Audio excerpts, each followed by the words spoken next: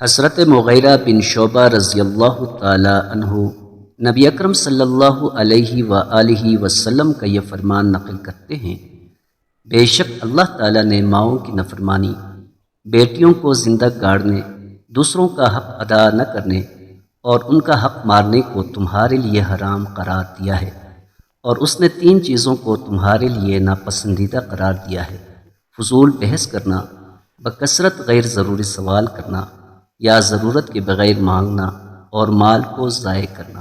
صحیح ابن حبان، حدیث نمبر 5555۔ حضرت ابو ہریرہ رضی اللہ تعالی عنہ نبی اکرم صلی اللہ علیہ وآلہ وسلم کا یہ فرمان نقل کرتے ہیں، 4 لوگوں کو اللہ تعالیٰ ناپسند کرتا ہے: قسمیں اٹھا کر مال فروخت کرنے والے کو، غریب متکبر کو، بوڑھے زانی کو اور ظالم حکمران کو۔ صحیح ابن حبان، حدیث نمبر 5558۔ حضرت ابو ہریرہ رضی اللہ تعالی عنہ نبی اکرم صلی اللہ علیہ وآلہ وسلم کا یہ فرمان نقل کرتے ہیں، ہر انسان کے وجود میں زنا کا حصہ مقرر کر دیا گیا ہے۔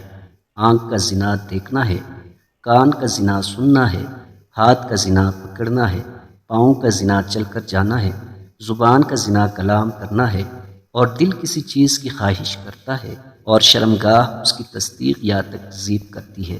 صحیح ابن حبان، حدیث نمبر 4423۔